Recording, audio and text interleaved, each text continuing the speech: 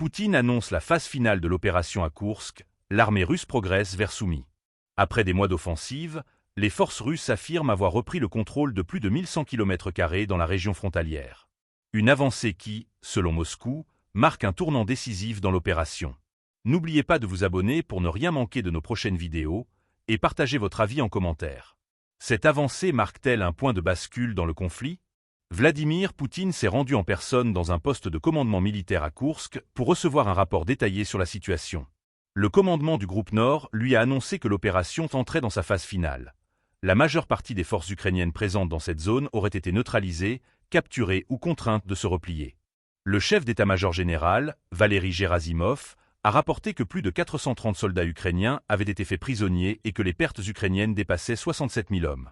Ces chiffres, avancés par Moscou, restent impossibles à vérifier de manière indépendante, mais ils illustrent la volonté du Kremlin de présenter cette opération comme un succès majeur. L'un des éléments les plus marquants de cette offensive, selon l'état-major russe, est l'entrée de ses troupes dans la région de Soumy, en Ukraine.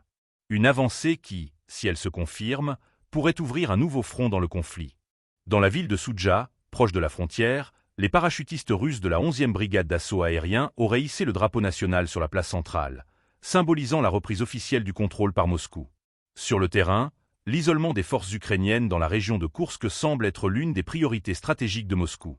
Selon Gerasimov, la destruction systématique des unités adverses est en cours et le repli de l'ennemi serait devenu inévitable.